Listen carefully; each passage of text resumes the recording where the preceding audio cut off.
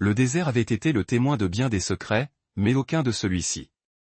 Sous un ciel lourd d'étoiles et de silence, l'Élanor descendit de la limousine ivoire, les mains tremblantes sous des couches de soie et d'or. À 19 ans, elle portait sur ses épaules le poids d'un destin entier. Le palais qui s'étendait devant elle luisait comme un mirage, arches imposantes, marbre sculpté, lanternes à perte de vue scintillant comme des lucioles captives. Ce n'était pas un conte de fées. C'était un contrat. À l'intérieur du palais l'attendait Khalid al-Rachid, 75 ans, puissant, intouchable. Un homme dont le seul nom imposait le silence à travers les nations.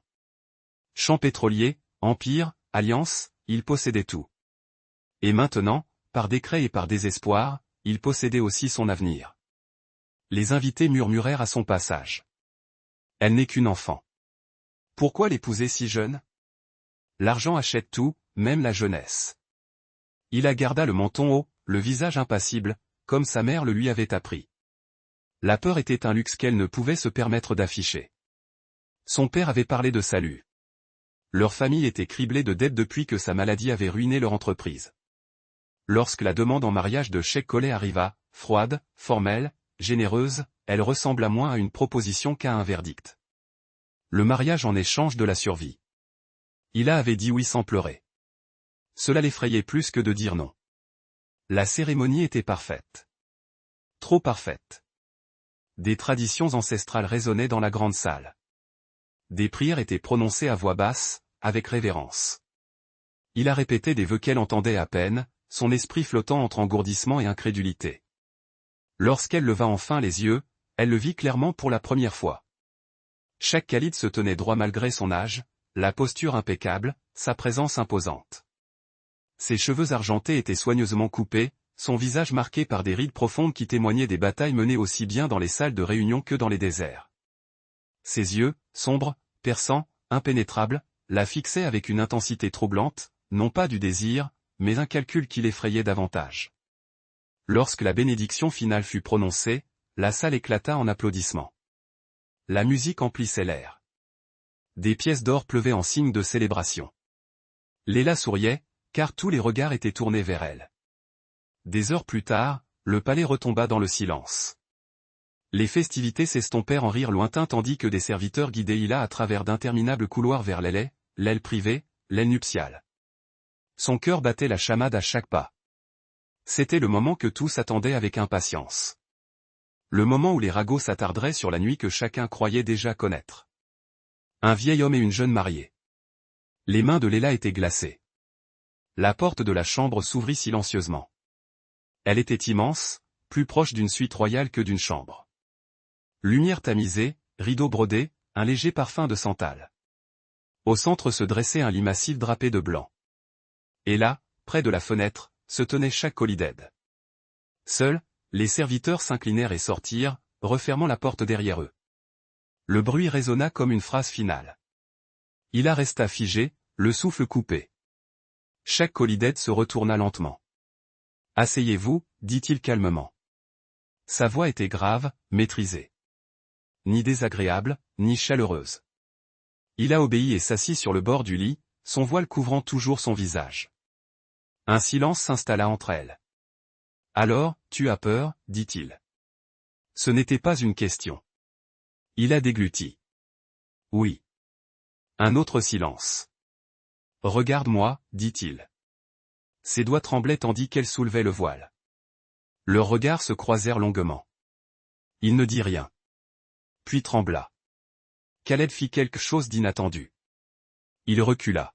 « Ce soir » dit-il doucement. « Il ne se passera rien. » Ila cligna des yeux, incertaine d'avoir bien entendu. « Je ne te toucherai pas » poursuivit-il. « Pas ce soir. Pas avant que tu comprennes pourquoi tu es ici. » La confusion remplaça sa peur. J'eus l'impression que sa voix se brisa. « Tout le monde pense. »« Je sais ce que tout le monde pense » l'interrompit-il, une pointe d'amertume traversant son visage. « Qu'il pense. » Il se dirigea vers le fond de la pièce et s'assit dans un fauteuil, créant délibérément une distance entre eux. « Tu n'as pas été choisi pour ton corps, dit-il. Tu as été choisi parce que tu es dangereuse. » Léla eut le souffle coupé. « Dangereuse » murmura-t-elle. Le regard de Cheikh Khalid se fixa sur le sien. Oui, dit-il. Et demain, tu apprendras pourquoi m'épouser pourrait te coûter cher. Bien plus que ta jeunesse. Un frisson lui parcourut l'échine. Dehors, le vent du désert s'écrasait doucement contre les murs du palais, comme pour l'avertir. Léla comprit avec une clarté terrifiante que ce mariage n'était pas une question de désir, mais de pouvoir. Et elle venait de se retrouver au cœur d'une tempête dont personne ne sortirait indemne. Hila ne dormit pas.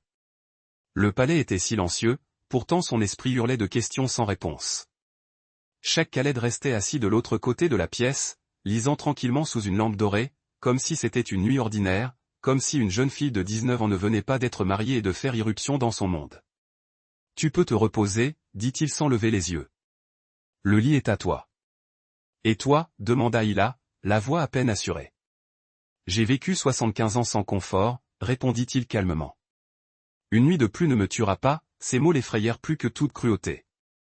Elle s'allongea, tout habillée, fixant le plafond, écoutant le rythme lent de sa respiration de l'autre côté de la pièce. Rien ne se passa, aucun contact, aucune demande, aucun murmure. L'attente, la distance, le contrôle. Le matin arriva, la lumière filtrée par les rideaux de soie. Les domestiques entrèrent discrètement, s'inclinant profondément. Ils traitaient désormais Hila différemment, avec un mélange de révérence, de crainte et de curiosité. Elle n'était plus une simple jeune fille. Elle était l'épouse du riche, et cela la rendait dangereuse. Après le petit déjeuner, elle fut convoquée dans le bureau oriental. La pièce était immense, tapissée de livres anciens, de cartes de territoire et d'écrans affichant les marchés mondiaux. Cheikh Khaled se tenait près d'une table recouverte de documents. « Approchez, dit-il. » Léla obéit, le cœur battant la chamade. « Vous savez pourquoi votre famille a été épargnée par la ruine » commença-t-il. « Mais vous ignorez pourquoi je vous ai choisi. » Elle hocha la tête en silence. Il fit glisser un dossier vers elle. « Ouvrez-le. » Ses doigts tremblaient. À l'intérieur se trouvaient des photos d'elle à l'université, lors de galas de charité, s'adressant avec passion à des foules bien plus âgées qu'elle. Des articles qu'elle avait écrits sous pseudonyme, critiquant la corruption des dynasties pétrolières de son monde. Le sang de Léla se glaça. « Vous le saviez » murmura-t-elle. « Je le sais depuis toujours » répondit Cheikh. « Tu es intelligente, idéaliste, indomptable et, surtout, incorruptible. Ce n'est pas pour ça que des hommes comme toi épousent des femmes comme moi, dit-elle, la colère se mêlant à sa peur. Non, acquiesça-t-il. Les hommes comme moi épousent des femmes comme toi pour les faire taire. Il la regarda droit dans les yeux. Je t'ai épousée pour te protéger. Il la laissa échapper un rire amer. En me piégeant, en te cachant, corrigea-t-il. Tu es plus en sécurité comme ma femme que comme mon ennemi. Un silence pesant s'installa.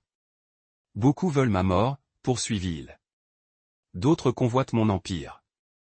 Et certains veulent un symbole, une jeune voix juste pour attiser la rébellion. Le cœur de Léla se serra. Tu crois que je serais instrumentalisé? Je le sais, dit-il. Alors je t'ai écarté du conseil. Elle prit du recul en me prenant pour propriétaire. Ses yeux s'assombrirent. En te faisant confiance. Ce mot la transperça plus que tout autre. Plus tard dans la journée, Léla explora les jardins du palais, luttant pour assimiler la vérité. Ce mariage n'était pas une question de désir ou d'héritage. Il s'agissait de survie. Alors qu'elle marchait sous les palmiers dattiers, un homme se dressa sur son chemin. Jeune, grand, vêtu de lin blanc.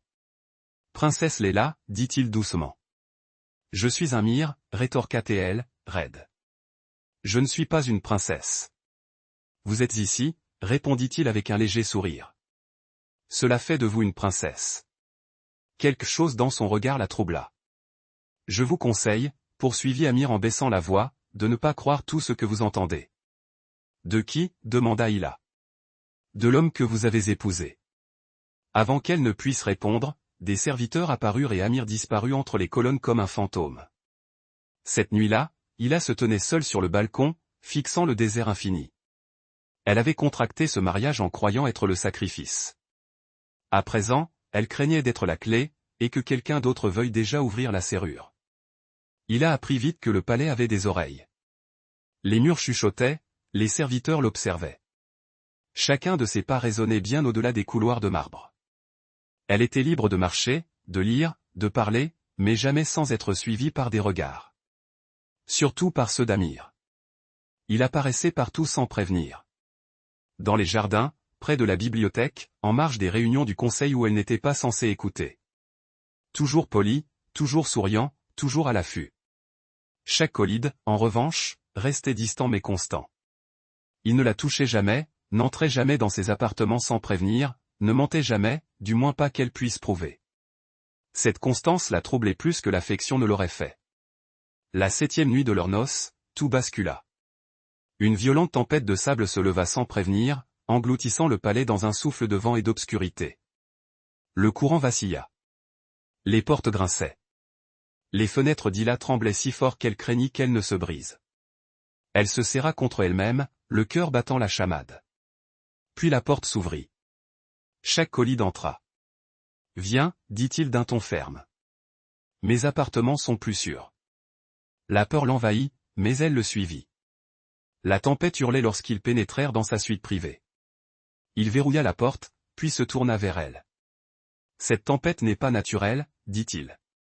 Elle a été orchestrée. » Elle eut le souffle coupé. « Orchestrée ? » Une tentative, répondit-il calmement. Pour tester la sécurité. Les mains d'Hila tremblaient. La semaine de notre mariage. Oui. Il se dirigea vers un panneau caché et en sortit une petite mallette métallique. À l'intérieur, des documents, des disques durs cryptés et une arme. Hila la fixa, abasourdie. Tu vis comme ça, murmura-t-elle. Je survis comme ça, corrigea Tehil. Soudain, la porte trembla violemment. Un fracas retentit dans le couloir. Léla hurla. Chaque Kholid se déplaça instantanément et la tira derrière lui. Silence, ordonna-t-il. Des pas, des voix, puis le silence. Les minutes s'écoulèrent comme des heures. Finalement, le danger s'éloigna. Hila s'effondra sur une chaise, tremblante. Chaque Kholid s'agenouilla devant elle, prenant soin de garder ses distances.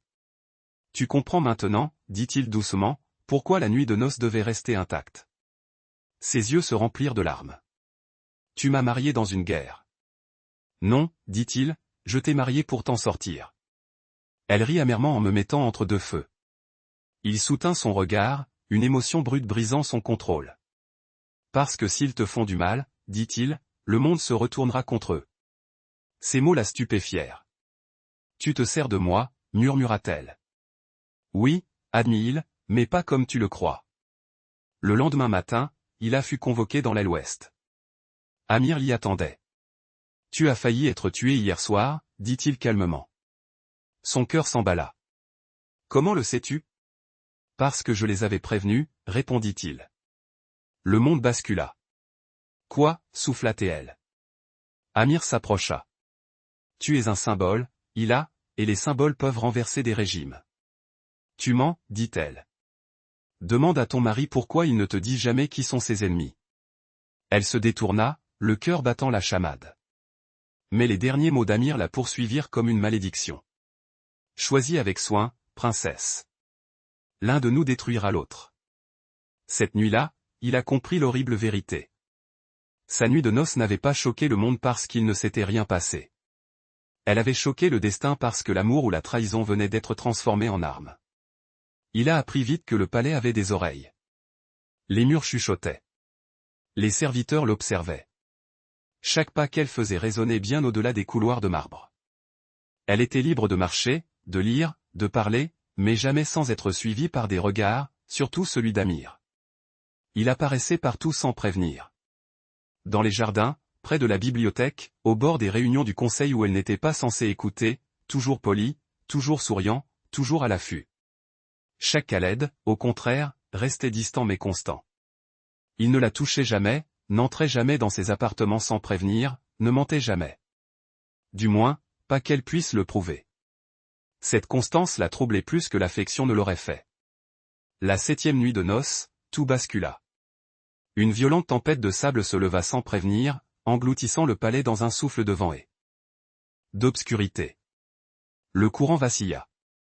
Les portes grinçaient. Les fenêtres d'Ila tremblaient si fort qu'elle craignit qu'elle ne se brise. Elle se serra contre elle-même, le cœur battant la chamade. Puis la porte s'ouvrit. Shaq Khaled entra. « Viens, dit-il d'un ton ferme. Mes appartements sont plus sûrs. » La peur l'envahit, mais elle le suivit. La tempête hurlait lorsqu'ils entrèrent dans sa suite privée. Il verrouilla la porte, puis se tourna vers elle. « Cette tempête n'est pas naturelle, dit-il. Elle était programmée. » Elle eut le souffle coupé. « Programmée ? » Une tentative, dit-il calmement. Pour tester la sécurité. Les mains de Léla tremblaient. La semaine de notre mariage. Oui. Il se dirigea vers un panneau caché et en sortit un petit coffret métallique. À l'intérieur, des documents, des disques durs cryptés et une arme. Ila le fixa, stupéfaite. « Tu vis comme ça, murmura-t-elle. « Je survis comme ça, corrigea-t-il. Soudain, la porte trembla violemment. Un fracas retentit dans le couloir. Ila hurla. Shaq Khaled se déplaça instantanément et la tira derrière lui. « Silence, ordonna-t-il. » Des pas, des voix, puis le silence. Les minutes s'écoulèrent comme des heures. Finalement, le danger s'éloigna. Ila s'effondra sur une chaise, tremblante. Shaq Khaled s'agenouilla devant elle, prenant soin de garder ses distances. « Tu comprends maintenant, dit-il doucement. Pourquoi, la nuit de noces devait rester intacte. » Ses yeux se remplirent de larmes. « Tu m'as marié dans une guerre. » Non, dit-il, je t'ai épousée pour t'en éloigner. Elle rit amèrement en me mettant en danger. Il croisa son regard, une émotion brute perçant son contrôle. Parce que s'ils te font du mal, dit-il, le monde se retournera contre eux. Ces mots la stupéfièrent. Tu te sers de moi, murmura-t-elle. Oui, admit-il. Mais pas comme tu le crois. Le lendemain matin, Ila fut convoqué à l'aile ouest. Amir l'y attendait. Tu as failli être tué hier soir, dit-il calmement. Son cœur s'emballa. Comment le sais-tu? Parce que je les avais prévenus, répondit-il.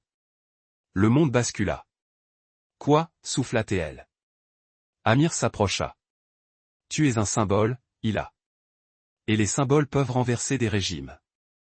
Tu mens, dit-elle. Demande à ton mari pourquoi il ne te dit jamais qui sont ses ennemis. Elle se détourna, le cœur battant la chamade. Mais les derniers mots d'Amir la poursuivirent comme une malédiction. Choisis avec soin, princesse. L'un de nous détruira l'autre. Cette nuit-là, il a compris l'horrible vérité. Sa nuit de noces n'avait pas choqué le monde parce qu'il ne s'était rien passé. Elle avait choqué le destin parce que l'amour ou la trahison venait d'être transformé en arme. Le jour du sommet arriva, lourd de chaleur et de tension. Des voitures noires s'alignaient à l'entrée du palais. Des gardes armés doublaient leur poste. Les flashs des appareils photo crépitaient comme des éclairs lointains tandis que les dirigeants du monde entier, les journalistes et les investisseurs remplissaient le grand hall. Chaque mot prononcé résonnerait au-delà du désert. Ila se tenait derrière le rideau, son discours serré dans ses mains tremblantes. Elle avait 19 ans et s'apprêtait à entrer dans l'histoire. Tu peux encore partir, dit doucement Shaq Khaled à côté d'elle. Elle secoua la tête. Si je pars, quelqu'un d'autre parlera pour moi. Et c'est pire. Il l'observa, un poids indicible dans le regard. Alors écoute bien, dit-il. Si quoi que ce soit tourne mal, quoi que ce soit, tu suivras mon signal et tu partiras immédiatement. Quel signal, demanda-t-elle. Il soutint son regard. Je me lèverai. Avant qu'elle ne puisse répondre, la voix du speaker résonna dans la salle. Veuillez accueillir son Excellence, Léla Al-Rachid. Le rideau s'ouvrit. Des applaudissements emplirent la salle. Léla s'avança, le cœur battant la chamade. Ces applaudissements étaient si forts qu'elle craignait que les microphones ne les captent. Les visages se confondaient. Pouvoir, richesse, jugement. Quelque part dans la foule, elle aperçut un miroir. Son regard se fixa sur le sien, intense et urgent. Elle commença. Je n'ai pas choisi ce mariage pour le pouvoir, dit-elle d'une voix calme malgré la tempête qui grondait en elle. Je l'ai choisi parce que le silence coûtait des vies.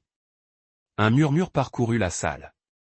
Léla poursuivit, chaque mot soulageait les peurs. J'ai vu la corruption déguisée en tradition, le contrôle déguisé en protection, et la rébellion déguisée en liberté. Son regard balaya la salle, puis revint brièvement à elle, assise et immobile. Mais j'ai aussi vu la retenue là où l'on attendait la cruauté, la distance là où la possession était présumée, et un homme qui comprenait que le pouvoir sans conscience mène à l'effondrement. La salle retint son souffle. Puis un clic métallique sec. Léla se figea. Chaque colide se tenait debout. Le signal. À terre. Cria quelqu'un. Des coups de feu éclatèrent. Des hurlements déchirèrent le hall tandis que le chaos s'installait. Il a senti une force la tirer en arrière lorsque des gardes la plaquèrent au sol. Des vitres volèrent en éclats. La foule s'enfuit. Des caméras tombèrent. À travers le bruit, il a aperçu du vide. Non pas qu'elle courait, mais qu'elle tenait un pistolet, pointé non pas sur elle, mais sur chaque colide. Non. Hurla-t-elle. Elle se dégagea et traversa la scène en courant tandis que les gardes ripostaient. Amir hésita, son regard se posant furtivement sur son visage. Lila, arrête, cria-t-il. Ça s'arrête aujourd'hui. Elle atteignit chaque colide juste au moment où un coup de feu retentit. Il s'effondra. Du sang se répandit sur sa robe blanche. Le monde devint silencieux. Ila tomba à côté de lui, les mains tremblantes, pressant sa blessure. « Reste avec moi », murmura-t-elle désespérément. « S'il te plaît, ne meurs pas », ses yeux s'ouvrirent. « Tu as parlé », murmura-t-il faiblement. « Ça suffit. » Les larmes ruisselaient sur son visage. « Vous n'avez pas le droit de partir maintenant. » Un léger sourire effleura ses lèvres. « Il semblerait, » murmura-t-il, « que j'ai enfin appris à quelqu'un à se tenir debout. » La sécurité arracha un miroir en criant des accusations de trahison et de révolution. Les sirènes hurlèrent. Les secouristes accoururent. Tandis que chaque colide était soulevé sur une civière, Ila se leva, les mains ensanglantées, la voix brisée mais forte. « Voilà », cria-t-elle à la foule stupéfaite, « le prix de la vérité. » Et le monde l'écouta. L'aube se leva sur le désert comme une fragile promesse. Le palais, jadis bruyant de puissance et de cérémonie, respirait désormais dans un silence feutré. Les gardes se déplaçaient à voix basse. Les serviteurs évitaient son regard. La nouvelle se répandit plus vite que le vent. Les gros titres traversaient les continents, reprenant les mots d'Ila, les coups de feu, le sang. Sur le tissu blanc. Elle était assise seule dans l'aile de l'hôpital, les mains si serrées que ses jointures lui faisaient mal. 75 ans et se battant pour sa vie parce qu'il avait choisi de se tenir debout. Un médecin finit par apparaître, le visage impassible. « Il a survécu à la nuit », dit-il. La balle a frôlé son cœur. Léla laissa échapper un sanglot. Mais le médecin poursuivit, « Les prochaines heures sont critiques. » Elle hocha la tête en s'essuyant le visage, puis posa la question, le cœur en feu. « Puis-je le voir ?» Khalid semblait minuscule sur son lit d'hôpital, dépouillé de sa robe et de son autorité, réduit à un homme marqué de cicatrices, perfusé et au souffle court. Ila s'approcha lentement, comme si la peur elle-même pouvait le briser. « Tu m'as fait peur », murmura-t-elle. Il ouvrit faiblement les yeux. « Tant mieux », dit-il d'un ton horrible. « Ça veut dire qu'on va s'occuper de lui. » Elle rit à travers ses larmes. « Je n'aurais pas dû. »« Je sais », répondit-il. « Moi non plus. » Un silence s'installa, léger mais sincère. « Tu pourrais partir maintenant, dit-il. Le monde te protégerait. » Elle secoua la tête. « Je ne dis rien pour pouvoir m'enfuir. » Il l'observa avec une lueur nouvelle dans le regard. Non plus du calcul, mais du respect. « Alors reste, dit-il doucement, non pas comme un symbole, non pas comme un bouclier. » Elle prit sa main, les surprenant tous deux. « Par choix, conclut-elle. » Les semaines passèrent. Le procès d'Amir révéla un complot international, un complot qui aurait plongé la région dans le chaos. Le discours de Léla marqua un tournant. La jeunesse s'éleva, la corruption fut mise à nu, le pouvoir redéfini. Chaque Khalid se rétablit lentement. Lorsqu'il revint enfin au palais, le monde entier le regarda. Léla aussi. Un soir, alors que le désert se rafraîchissait et que le ciel s'embrasait d'orange, ils se tenaient côte à côte sur le balcon. « Tu sais, » dit doucement Ila. « On parle encore de notre nuit de noces. » Il haussa un sourcil. « Vraiment ?» Il s'attendait à un scandale. Elle sourit légèrement. Au lieu de cela, ils ont eu droit à de la retenue. Il la regarda alors, non pas comme une gardienne, non pas comme une souveraine, mais comme un homme qui avait appris une leçon trop tard. L'histoire décidera de ce que nous étions, dit-il. Léla soutint son regard, calme et assuré. Non, répondit-elle. Nous, si. Le vent du désert emporta leur silence vers un avenir qu'aucun d'eux n'avait prévu, mais qu'ils avaient tous deux choisi. Et la nuit qui jadis avait bouleversé tout le monde devint le moment où le monde commença à changer.